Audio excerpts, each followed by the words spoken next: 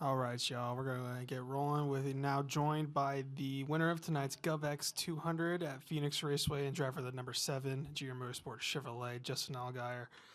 Justin, this is your first win of the 2026 season.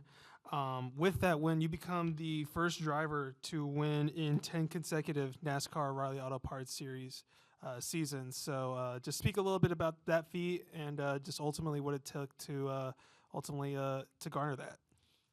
What a what a cool accomplishment, to be able to do that, to have a team behind me like we do. Everybody at Junior Motorsports. I'm just really proud of what we've been able to accomplish as a company. And in 2020, we hit 100 wins, and to be sitting here in 2026 and to be at we hit 50 wins, and to be here in 2026 and hitting like 107 is really a special stat. So.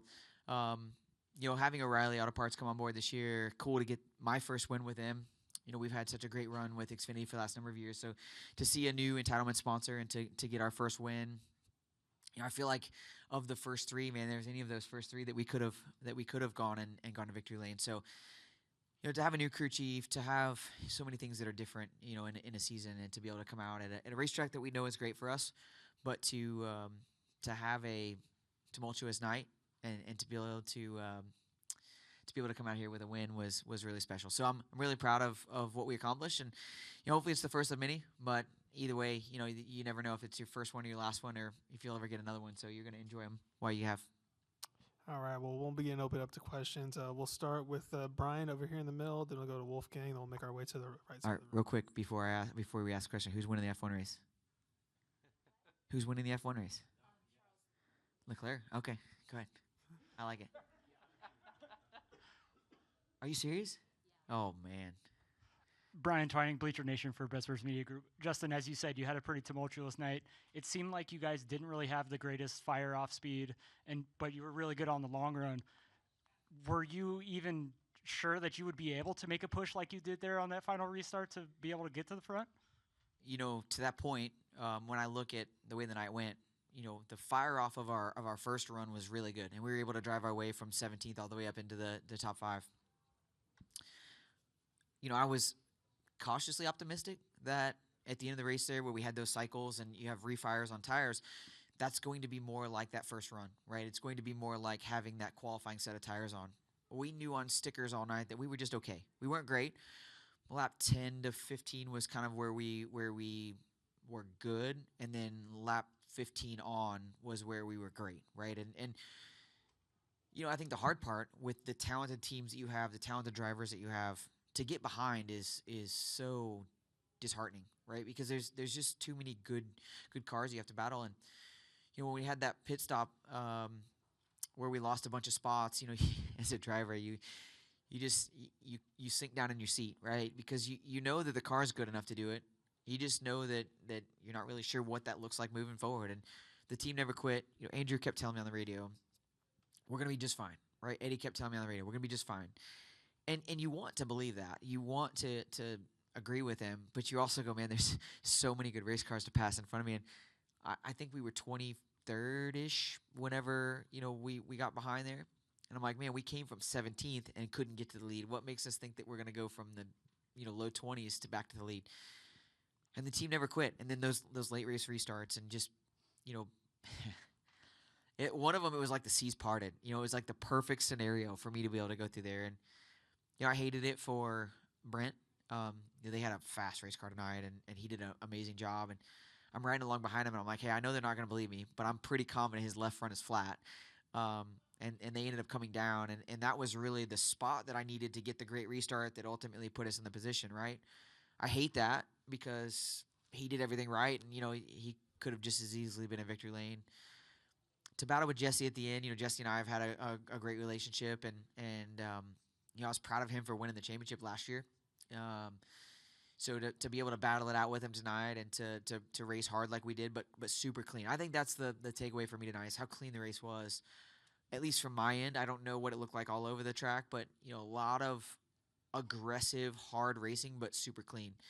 And it was cool. It was cool to battle it out. And look, you never know. The older you get, the these young kids are better than I'll ever expect to be, and they do things that I could have never have thought to do at their age, and you hope that you can beat them just with a little bit of experience every once in a while. I think we did that tonight. Thank you. Go to Wolfgang next over here in the back. Justin, congratulations. Thank you. Yeah. At the end, it was only 0.44 seconds to Jesse Love. You were maybe a little bit scared that you could place an attack at the end. It was so close.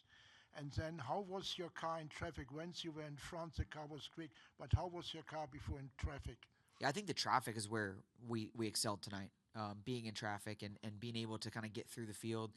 We got closer to the front, and I felt like that's where the other competitors really kind of showed us our weaknesses. Again, though, I think the cycles on tires and being more like the start of the race, I was excited for it, right? Because I knew how good our car was on that first initial fire off. Listen, I'm never going to count any driver out in these races. The one was strong. Jesse had figured out some things that were helping him, and he had made a run at the end. And I knew for me, the thing that had gotten us to the front all night was discipline. Hit your marks. Don't make mistakes. If I got beat because I did that and they were able to drive around me, kudos to them, because that's my job was to do everything I could do, and I did that. And I thought that even if it gave up a little bit of speed, do not make a mistake. And that was kind of the call of the night, is just no mistakes, discipline, being in the right line at the right times, and worked out for us. And you never know if it will or it won't, but tonight it did. Kind of the left side of the room. Brendan Martin, Arizona Daily Sun. Justin, you mentioned it, obviously getting that win with Andrew on the pit box so early in the season. Just how big of a deal is that, being able to get that one out of the way just in these first few races or so with him? Just how different is it having his voice in your ear as opposed to other crew chiefs? It's odd, right? I mean, you switch crew chiefs, it's always odd. Jim and I had a fantastic relationship for a number of years, and Andrew all off season. I don't know if I've said it in here, but I said it out there. He's built me up to a place where I struggled because I didn't know if I could live up to kind of where he's built me up to. Right, he's probably one of the most positive people I've been around. He's constantly sending me little texts, scriptures, things that he feels like are gonna make me believe in myself probably more than I do. But I've told him since day one, man, I 100% believe that he could get the job done. I was glad that we were paired together. When Jim left, I was glad that the pairing worked out. And I felt like he had something he wanted to prove, and he spent all off season, just grinding. And his family, he's a great crew chief, but he's an incredible dad too. And we have a lot of synergies in that regard, as far as families go. And so I'm proud of that, to be able to get him to victory lane. He's earned that right. All of our team. I mean, everybody that works on the 7 team, they've done an amazing job. And look, Junior Motorsports has been a threat to win every race this year, whether it's a 7 car or not. Those don't come by chance, right? So I'm proud of what we've accomplished in the Hendrick Engine Shop and Chevrolet, everybody that's a part of it. I feel like we have hit the ground running a lot faster than I expected to. We also can't let that be our stall out. We still have a lot of work to do. We got a great racetrack next week in Vegas that we can go win at. Other teams are pushing. I mean, if I look at the list up there, the Haas teams, switching manufacturers, have run extremely well. Better than I expected them to. The one tonight, I mean, Carson did a fantastic job.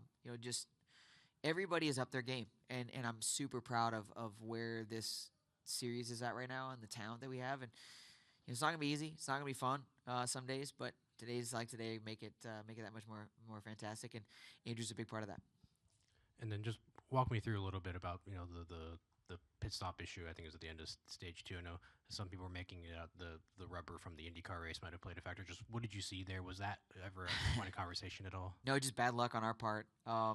There's a tether in there that kind of holds the tire in the place that you needed to for a pit stop. And as soon as they went up with the jack, the tether broke. And so that allows that tire to kind of droop out. And the shock ultimately holds it. But, that tether is a valuable piece, especially whenever it comes to these pit stops, right? When you're out there and you're making sure that you don't make mistakes and time is of the essence. that little piece could be all the difference maker, right? And it's disappointing when stuff like that happens, but you make the most of it. And I think that the team did an incredible job of not giving up, right? That's not an ideal situation, and they still rallied. I mean, we had a green flag pit stop after that going into the green flag stop, it's going to slow you down, right? You have to jack the car up extra high, all of the things that could go wrong in that moment. When you want it to be your fastest stop of the day, they're going to be wrong, and so the team never gave up. I'm proud of the pit crew. We've worked out really hard. They've done a great job, and today was about the resiliency of this team. I don't know why the 7 team never makes it easy. Like if everything's going well, you just know that it's going to fall apart at the end, right? Like I don't know why that is. I wish I had an answer for that, but all of our wins have been Hail Marys at the end, and tonight was no different. But I think it makes you enjoy more. You never really know what the highest of highs are if you don't live in the valleys. Look, I've spent a lot of time this week reading scripture because of everything that's going on in the world, and it was a very humbling week for me, right? Kind of stripped myself down to a place that I didn't expect to get to, and I've struggled with some things this week, and my wife and I have talked about it a lot, and winning doesn't listen in the grand scheme of things in this world. Winning doesn't mean anything, right? But I think just where I've been all week this week in my own head, it makes days like today that much brighter, and hopefully it brought some joy to some folks that were watching tonight, and can get you to kind of refocus your energy on the things that we can control and the things that are positive, and go on to next week and hopefully go do it again. Stay on the left side of the room, then we'll go to Noah, and then we'll come over here to the right. Luis Torres, Motorsports Tribune. 2 quick questions. The first one, it's been alluded about the IndyCar tire wear, and obviously you guys ran after. What did it felt like to you? It went in your favor. How did it feel for you out of the track? Yeah, I was really curious. We saw yesterday with practice, and some guys waited, myself included. Some guys went right out. The speeds were incredible with the IndyCar rubber down. I was a little concerned with wear, right? When you pick up speed, it changes things. And so the beginning of the race, I was a little bit worried about wear because, we were going faster and, you weren't really sure what to expect. But I thought it came off well. I don't know if the IndyCars had any issues with our rubber being down, right, when they started their race. But I thought this weekend was a lot of fun. I wish I got to spend more time in their garage and get to hang out with those guys a little bit more. Those the IndyCar guys are extremely talented, and those teams are really cool. So, I think that double headers like this are great for the sport. A ton of fans here this morning, all day today. I saw a loaded crowd tonight at the end of the race, but, to see, we did an autograph session earlier, and to see the shirts, the Graham Rahal and the Pat O'Ward and Joseph Newgarden, see those guys, their fans coming through the autograph line, and to see the synergies between the two, I think our race fans love great racing, and when you show them great in a place like here at Phoenix, it's a home run. So I hope tomorrow's a great race. I really do. I'm going to stick around and watch tomorrow, and hopefully enjoy a great race tomorrow. And either way, this place never fails to bring the excitement. I love that. And what do you make of the trophy that you were holding? It looked like a shield guard or something. It is pretty yes. heavy. It was extremely heavy. The shield itself was heavier than I thought it would be, and then the trophy, I don't even know. Like the golf cart was squatted down in the back when we drove it over here. But it's freaking cool, and I feel like I have to do a photo with the Bristol sword and the shield. I was saying earlier, I feel like I was in the movie 300. You know what I mean? Like you go to battle, and I think that's the right movie. I don't know, but I feel like it is. I was trying to think of who the actor was.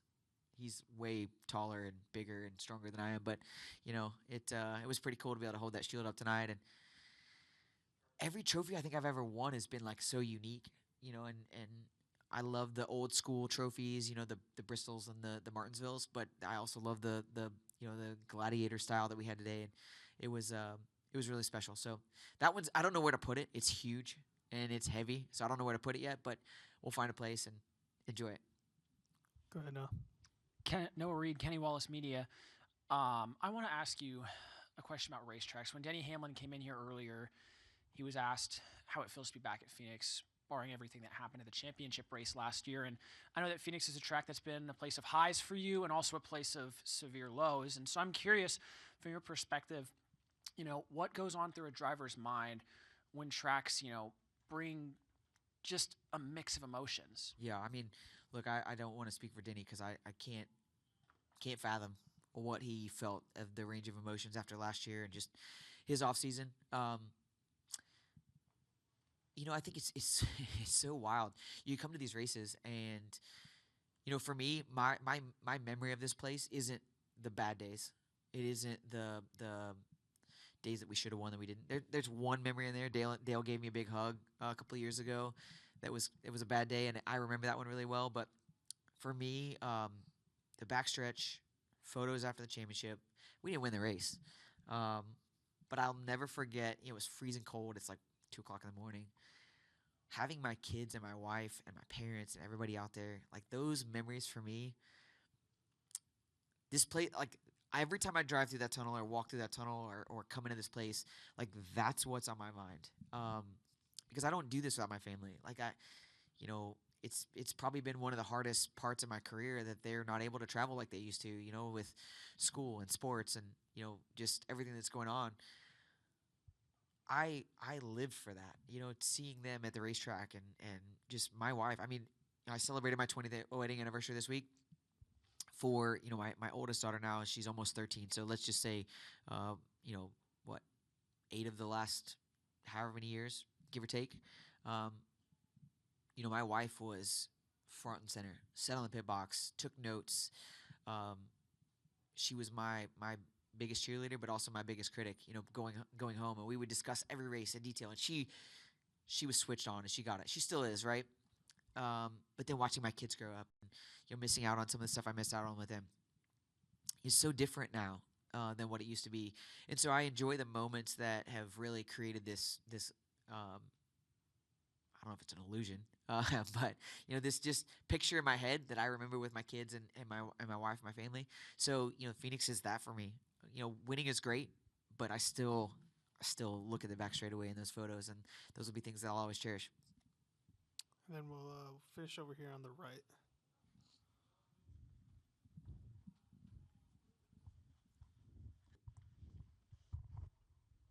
Andrew Hazlett, Cronkite News. Justin, a win for yourself, a 3rd place for Carson, a 6th place for Sammy, but Byron ran well as well. So how does that performance as a team give you momentum moving forward here into Las Vegas and down this opening stretch here? Yeah, I'm super proud of this team. Raja, I think, finished 8th, right? Corey was up there. Corey did a great job today too. Look, junior motorsports as a whole. But even furthermore, what is it, 14 Chevys in a row? Yeah, 14 Chevys in a row. Like, that's awesome. Look, I know we have the most cars in the series. I know that. But to have a day like that is incredible. And it's not for lack of effort. Everybody is working so hard. And, we know we have to. All the other manufacturers, all the other teams, they want to be up there. I'm so proud of Junior Motorsports. I mean, at one point, the 8 car early in the race was by far the dominant car. Drove up, took the lead. I think he won the first stage, right?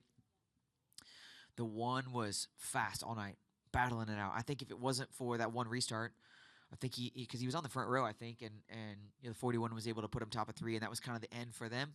But to still come back and finish 3rd. The 88, I think, had an issue, and they pitted for some tires at the end there. But, I mean, just the strength of our company.